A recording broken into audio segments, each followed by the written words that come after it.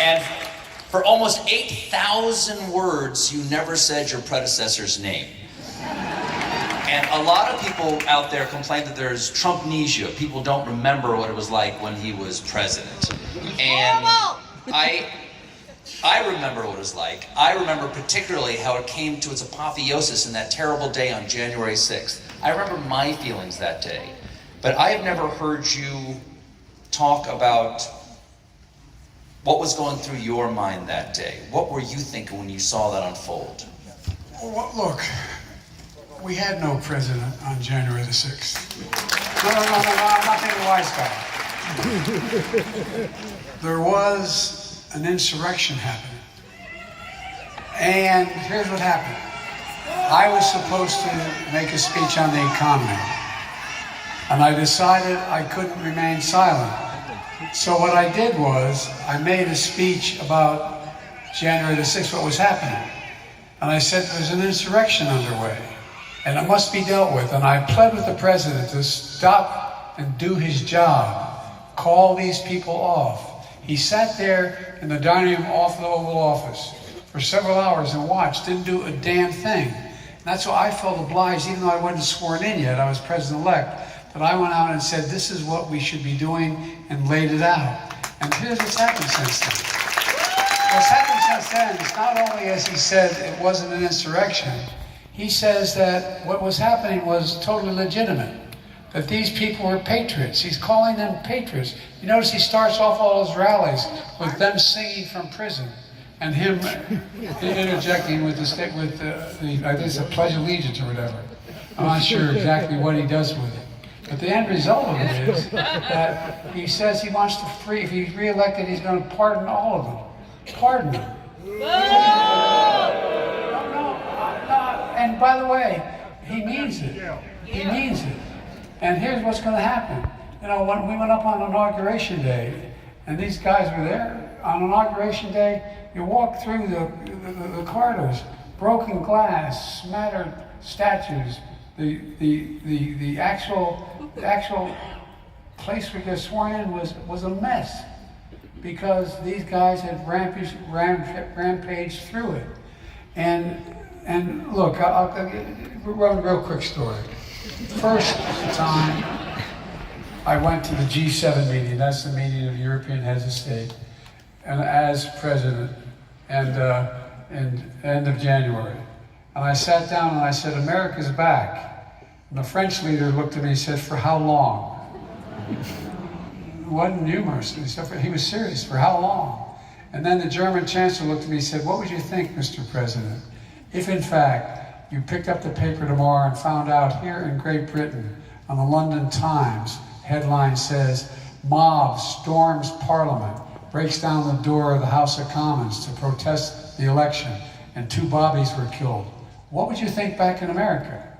Think about that. What would you think if another democracy, not that's the leading democracy in the world, but another democracy went through this thing?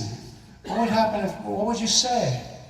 And the rest of the world looks to us. Look, we are the essential nation. Now that's not pounding our chest. Everybody in the world looks to us. Imagine what would happen.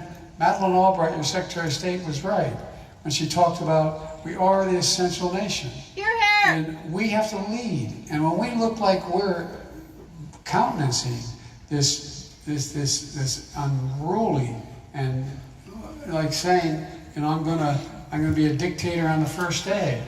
He's not joking, and he's serious about it. And it really shakes the entire foundation of the world in terms of what's going on.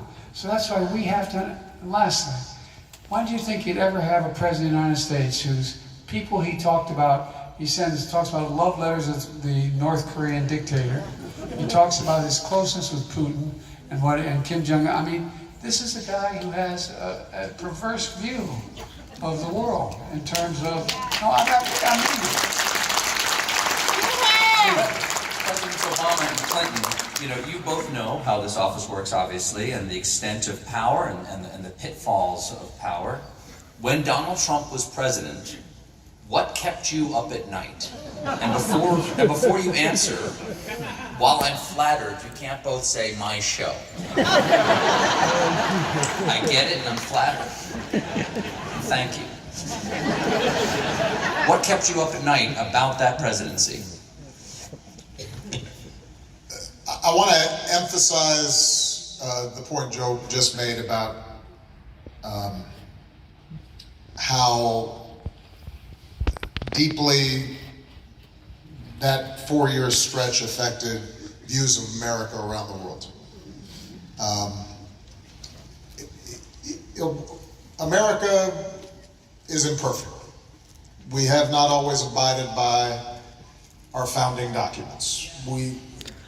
Civil war and enormous struggles were fought to try to perfect our union. And we, in our actions overseas, sometimes did not live up to our ideals. But what has always made America exceptional is this radical idea that you can get people from every corner of the globe, don't look alike, don't have the same name, worship differently, speak different languages, have different cultural traditions, and somehow they're going to come together under a set of rules, and we're all going to pledge that that's our creed, that we can live together, self-governing, having representative government, peacefully transfer power, and that ideal matters. It matters to our children and their grandchildren, but it also matters around the world.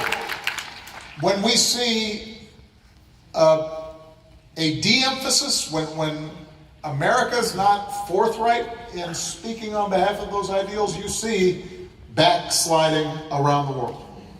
You see authoritarians emboldened around the world. You see aggression around the world because there's no check. And when we're living up to those ideals, even in difficult times, things feel a little bit better, not just here, but elsewhere. People are a little bit more hopeful. So what would keep me up during those 4 years was how badly are those ideals tarnished. The good news is that people still want to believe in those ideals. They want to believe in human rights. They want to believe in freedom of speech and religion. And they want to believe in the idea that all people are equal. Women are equal and have the right to control their bodies. And shouldn't be subject to domestic violence, and girls should be able to go to school just like everybody else. And people of different sexual orientations should have the same rights and protections. And religious minorities and ethnic minorities and racial minorities all deserve the same respect and are afforded the same dignity as everybody else. Those ideas, they can ebb and flow depending on what happens in the White House. And the good news is that we had a period of time where those ideals were not just de-emphasized, but were violated.